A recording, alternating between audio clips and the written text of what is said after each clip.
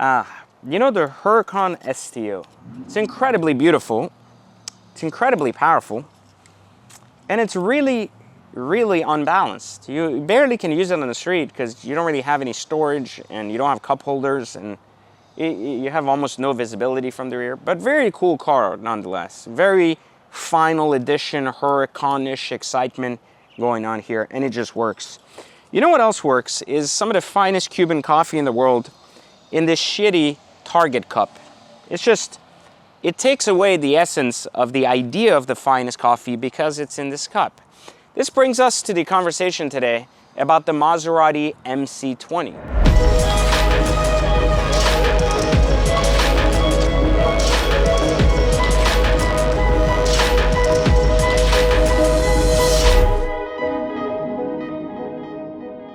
Now the Maserati MC20 is a very beautiful car. It's honestly probably the prettiest car Maserati has ever created. I mean, by far, I would say that there's no car Maserati has ever put out, not even the original MC, that mimics the proportion and beauty of this car. It is absolutely beautiful. It's got great lines, it's got a great front, just got really good angles. So today we're going to be reviewing the MC20 and really understand if it works or doesn't work for Maserati or as an exotic, especially because it's 250 grand, which is significantly more than most cars Maserati puts out. And we're going to talk about, is it going to depreciate? Where will values go? And will it make sense for ownership? Before we do that, I'd like to make a note because I usually am the first person to tell you that I only review cars that I personally own. Meaning, if I don't actually own the cars, I don't bring them on the channel because there's a very big difference between ownership and reviewing ownership and really just reviewing a car that looks cool for YouTube. So I want to just point out that we are borrowing this car from Exotics Hunter, which is a good friend of mine who owns a dealership very close to my man cave here, and as a result of it, he has lent us this car. But why am I willing to do that for this car? You see, I've owned two of these cars and yet have never taken possession of one for the simple reason that I sold both of my cars at a much better time in the market when the market was way up and I got over 50,000 over sticker for my cars. And here is now a car that I actually got to interact with over the last 3 days. And I had so much to say about it that I decided, you know what, it may make sense to talk about it because I lived with it for 3 days. And I said, you know what, is it really good or is it really crap? So we're going to talk about that today. Now, I want to point out that this is absolutely beautiful and honestly something that to be expected from Maserati because they make good looking cars. I would argue that even some of their crappiest product like the Ghibli and some of the crappiest trash stuff they make, even like the Quattroporte or their Levante SUV, which are all horseshit to say the best, are still decent looking for the money. Like it creates somewhat of a decent design as a car. So we're not really here to criticize Maserati design other than continue to say that whoever they're hiring has done a decent job. And this car, you can see from just the paint option, which was 14 grand, to having this pearlescent like white blue thing going on. Absolutely beautiful paint, absolutely beautiful wheel design, absolutely beautiful shape. I mean, really, really good on the design cues here. You can see that the roof here follows in carbon, very, very pretty. You can get a lot of this stuff here that's black on this particular model in carbon, and it would give you a much prettier essence. I mean, we can look here on my STO. You see that all these parts here are also all carboned out, and these are available as non-carbon for poor people as well. And, you know, it obviously makes a significant difference when it is carbon, and it looks much, much prettier than when it's not. So I would argue that this is really important to get things in carbon. And you can see here the visual cue, like looking here at the car, how clearly better it would look if all of this was carbon, all of this front was carbon, and it would have a much more artsy look that is already a beautiful car to begin with. And now with all this carbon, you would have an even more beautiful car, much more artsy. But Maserati, for the first time, did something pretty interesting on a daily car, and I want to show you this. Look at this. Doors go up. You see? They go up. Look at that. You're getting a doors-up car for $250,000. Now, this is pretty interesting for two reasons.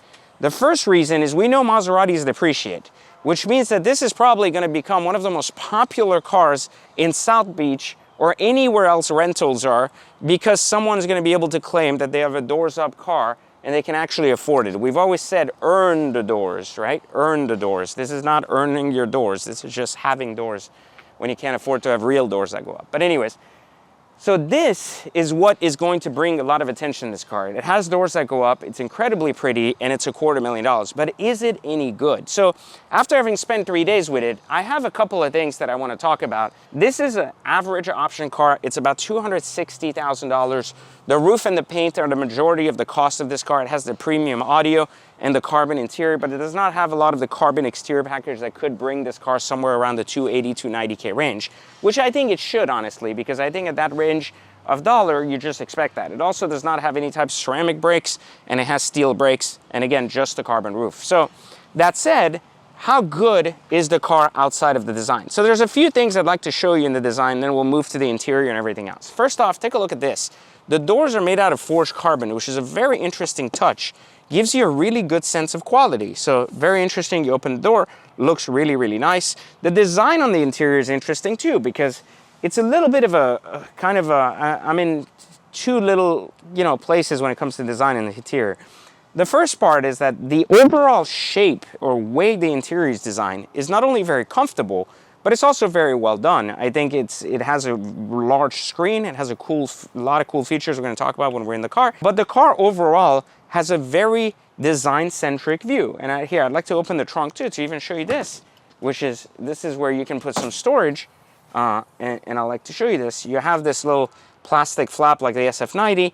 You have your engine here. This can also be all carbon fiber and give you a much prettier visual. And then here you have some storage that I would say is probably completely useless because the heat here. Nonetheless, you do have some storage, and that is better than most cars. I always complain that you don't even have some type of like glove compartment, and here you have a glove compartment. You have a middle section for whatever you want to put in, and you have a console, which means that this is a very daily drivable car. You can actually use it, put your briefcase or some of your golf bags or whatever you want to do, and you can use it. So it is a more usable exotic car. So I would compare it more to other variants like this, like the 911 Turbo in the 250K range, as a more daily drivable entry-level exotic with a lot of cool feature and a beautiful design.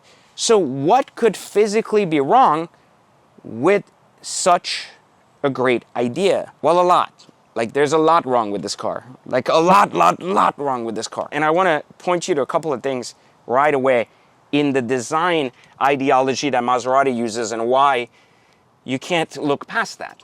So the first thing, we're going to continue to talk about design before going to driving, so to talk about why it works or doesn't work when driving.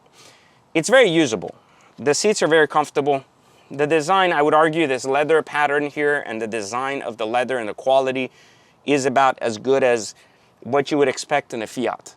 And this is the problem. Maserati cuts corners even on their best projects. And this is where that line comes in, where I always complain that manufacturers don't really care that much about consumers. Instead, they care about sales and only sales. So they're not, when brands like Maserati come to market, one of the reasons I hate them is because they focus so much on marketability, and they focus so much on, are we going to be able to sell units or attract people to this?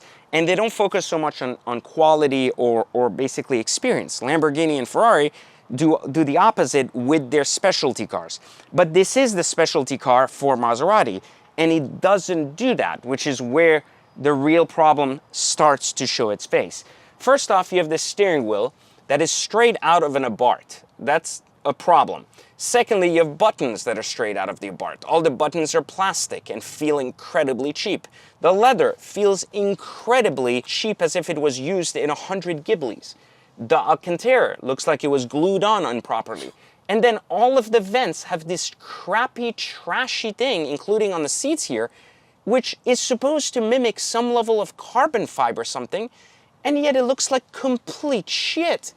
I mean, like, it is, like, you touch it and you want to, like, throw the car away. And then look at these handles. Look at these beautiful handles that are supposed to be lightweight, fantastic and going in, and this button that's supposed to open the door. Absolutely horseshit. Like, you couldn't have done a worse job in design. Look at how cheap this looks. You can see the screws. It looks like it came straight out of a Ghibli. And in addition to that, then you have this premium sound system, which is also shit. So I'm going to invite you in the car. Why don't you go over there and show them. And I'm gonna show you some other things that make no sense in this car. All right, so we're gonna turn this on because I wanna show you this. And I wanna talk about features real quick. And I'm gonna put my awesome Cuban coffee here instead of in the cup holder here, just because it's too back and I can't reach it anyways. But I wanna make a couple of points here, which is why I'm here. And we're gonna talk about quality specifically here. First off, there are a couple of features in this car that are absolutely superb. I mean, superb. The first thing, which you get used to, and it works in a sports car, it may not work in a 4-door or in a 4-seater because it obviously wouldn't serve its purpose. But this rear view mirror is basically a camera. And this looks at the world from the middle of the rear bumper instead of having to look through that tiny window. Something that probably every manufacturer, if this isn't patented, will start to probably implement in sports cars with zero visibility in the rear.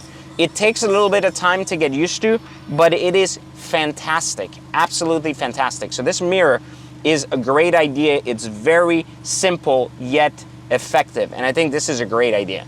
Now, on the other hand, what you have here in the center is a very Ferrari-ish meets Ford center console. So in Ford, you have this giant knob that basically does your transmission, right? In this case, you have the Ferrari transmission, which is your reverse, your drive, and your manual modes, and then the paddles do the rest. Nothing wrong here.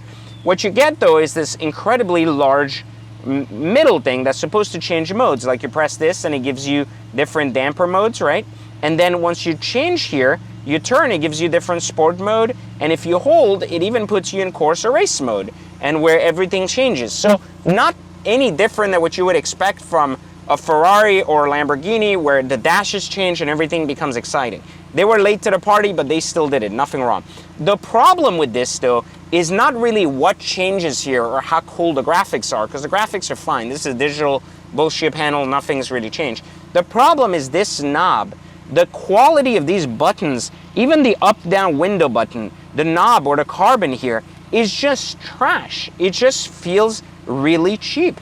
I mean, this knob is incredibly cheap looking, from the crappy blue to the crappy quality. It just doesn't feel exciting. So the experience starts with a lot of plastic and a lot of crap that's straight out of a Ghibli or an Abarth. And that's problem one, which is how much the experience gets hindered by the lack of quality, which is a big problem.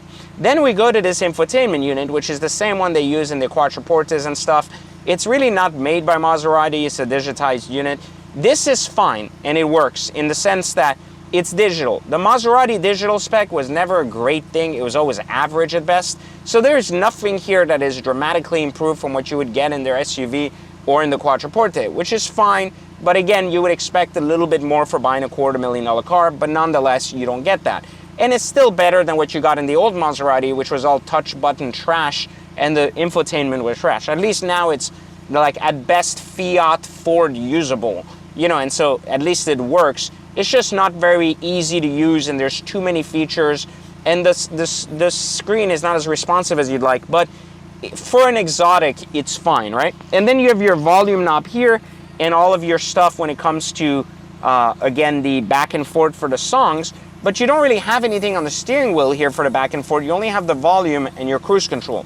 Weird, at least usually you have the front back when it comes to music here on the steering wheel as well as the volume. But you don't get that, which again doesn't make a lot of sense. Now, that's basically the gist of the car when it comes to design. It's very pretty looking, but once you touch it, you get a really cheap Ghibli slash Quattroporte slash Fiat Abarth vibe, and that doesn't work, including the seats. So now I'm going to invite you in the car so we can go for a drive together, and I can tell you what really you need to be aware of when it comes to driving. Come on in. All right, so let's go for a little drive so I can show you the difference between how cool and uncool this car is and what works or not. So the first thing I'd like to point out is people keep swearing that this is a good sound system. Is it good? Absolutely, it's the premium audio. Is it fantastic? Meh, it's okay. The other thing I'd like to point out is this key. Very GM-like center. I think they basically took this from GM. This matches my Cadillac Escalade perfectly. And the rest of the key is solid. I mean, is it a great key? No, but it's not. It doesn't feel like a cheap-ass trash key, which is a good thing. Remember? We want this, even though The center is kind of cracked. It still has weight to it. It feels good. So you feel good about carrying it. So that's an important thing. We're going to leave it here. Up here, you have a little phone charger too, which is completely useless as well. But nonetheless, we have that. We're going to go for a drive real quick. But I want to point out before we do that you can see the start, stop, and how cheap the airbag looks, whatever. That's fine. You can see all the stuff I was telling you here. But we're going to turn off this music thing because we don't want to hear anything. We want to hear the car. I'm going to put the windows down here so you can kind of hear the car a little bit better. But problem one, before we even drive, paddles. So the paddles, large and fantastic. Feeling incredibly cheap, and I'll tell you why. When you press it, you don't get a satisfying click, and that is a problem. That is a problem, I'm telling you. If you owned a lot of cars, you know why that's a problem. But let's go for a little drive so I can tell you what works or doesn't work here. So the first thing is you don't get a satisfying feel from the driving. And you get a V6 or whatever it is, an inline six, so don't quote me, I'm not a fucking mechanic, but you get this thing with a twin turbo kit on it. You hear the turbos immediately, and right now we're in Corsa mode, so you're gonna hear it more. You hear the turbos, it's exciting, it's got a cool thing, but here's what happens now. We're gonna drive so I can show you and make you feel this.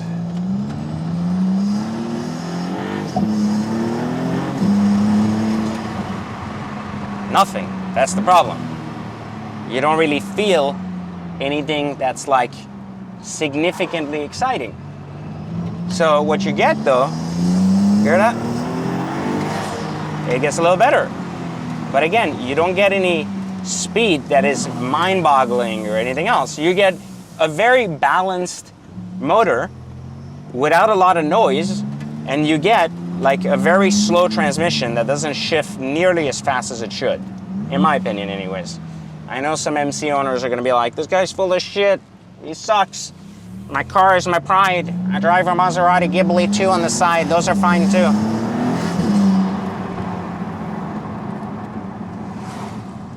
Brakes are steel brakes, so you get basically the same type of braking you would get out of a Huracan, maybe like a base Huracan without ceramics, like a rear-wheel drive. But not bad, nothing that is toxic or bad or anything. The noise on downshift is decent, but you hear more turbo noise than anything else, and you don't really get any type of exciting power throughout the band that makes you like get excited. And I think that's really how to really describe this car as a whole, as a Maserati product, is it's incredibly, look, like it's got power, it's not terrible, but it feels like a Honda Civic with a fucking turbo on it. It doesn't give you that excitement. What was Maserati trying to do? And I'm gonna tell you how I sum up this car, but I was trying to figure out what are they trying to do? What are they trying to compete with? And I thought to myself, I said, you know what they did? Maserati basically pulled this car straight out of the Ford GT playbook. They said, we're gonna give it a V6 with some twin turbo and give it a ton of power, but it's gonna be delivered in a different way than people expect. And then they said, we're gonna give it doors up so we can compete in that 250, 300K market with a competitive advantage. Because they saw McLaren did really well with the 570S, and they're gonna do really well with the Artura. And then they did something else. They specifically said, how do we ensure the cost still make sure we're very profitable despite this being a new platform? And I'd like to point out, look at this how cool this is. You see the digitalized mirror? Super, super cool. But anyways, they came up with this idea that they were basically gonna figure out how to do what Ford did, which was create something of an anomaly for their brand, but something that would put them on the map as an exciting brand. And the problem is Ford actually understood what they were doing. They were building a car that would put Ferrari out of business in their first iteration of the GT. In their second one, they did something even more incredible. They took a $1.5 million LaFerrari and basically made a better version for 600 grand. And that's what they did. So they knew what they were doing. They had a target, and their target wasn't to sell cars. It was to create a masterpiece that could do something. And Maserati, on the other hand, basically built something to sell cars while they were trying to get attention. And here is what this car basically is. It is what the 570S was for McLaren for Maserati, or an attempt to. But I'll tell you something else it is too, which is really interesting. It's a really beautiful shell without a lot of substance, And it does something significantly good for Maserati because it appeals to their audience. And I tell you why. It appeals to their audience for one simple reason. Because most Maserati owners or buyers are also not diehard, true exotic car owners or anything else. Instead, what they really are individuals who care about status, image, and design, because they're showing up and they can say, I have a Maserati. That's why the Maserati piece of shit Ghibli is basically worth 10K after like being around for 6 months. It's just complete pure shit. But you have a guy on Facebook that can be like, I own a Maserati, which you don't. You own basically like a fucking Volvo, but it's got a Maserati badge on it. But that in itself is a whole different conversation, right? So that's not the problem. The problem with this car is that it doesn't outperform or outgain or out-qualify in terms of quality or anything else, anything. It doesn't do anything spectacularly well, nothing. And it produces something that has doors up that gives you basically what the 570 gave you.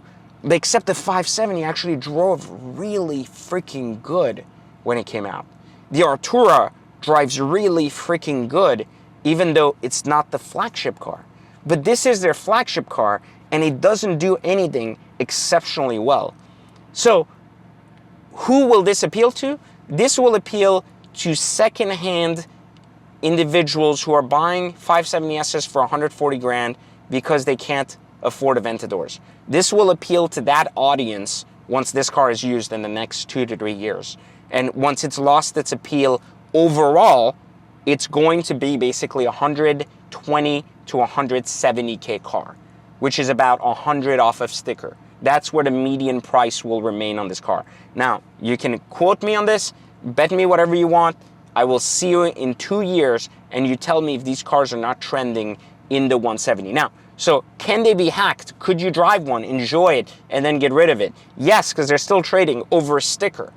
And yes, they're still hard to get for now. But down the road, they won't be. So for now, as they're harder to get, you can still drive one, buy one at sticker, buy one slightly over sticker, drive it for like 6 to 12 months, get rid of it, and break even.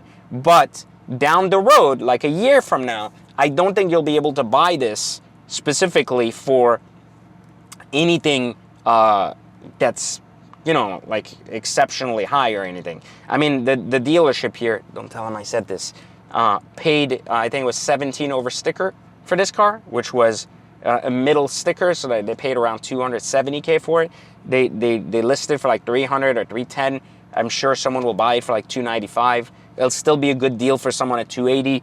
But the point I'm trying to make here is that from a long-term basis of how good this car is, how good it hits as a car, I'm sorry, but I have to give it a very low score in the sense of what a true enthusiast could buy in that range and why, despite its incredibly beautiful design, one of the prettiest cars in that range of dollar, it just doesn't hit home. And the final note is basically that it could have hit home if they would have upped the quality and not been so focused on how to recycle their Ghibli line, their Ghibli parts and their Chrysler parts, and instead focused on creating an incredible experience for a consumer rather than anything else. So unfortunately, I won't be buying one of these, modifying one, or keeping one personally in my collection because I don't see there's any real longevity or real long-term value of a quality of a car, but nonetheless, a cool car to drive around for a little bit,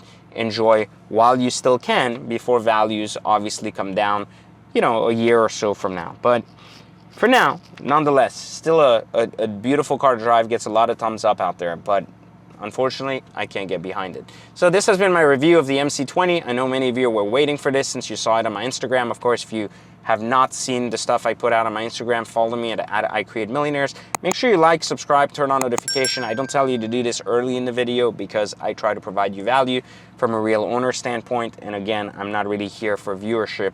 I'm here for information. So if you want to learn how to get in and out of exotics and not fall victim to consumerism and instead turn your liabilities into investments through investorism, you can do that by literally clicking the link in the description, and I will teach you how to get in and out of exotics without losing any money. So you can stop following basic garbage publications that tell you all markets are crashing, everything's bad, everything's good, everything's this, and instead start to become tactical in your approach to investing in cars and basically being able to buy the best cars, enjoy life without having to lose any money. So click the link, learn the training, join Exotic Car Hacks, whatever you do, and let me know in the comments, what do you think about the MC20? Do you love the car? Do you think it's complete trash? Do you agree with my review?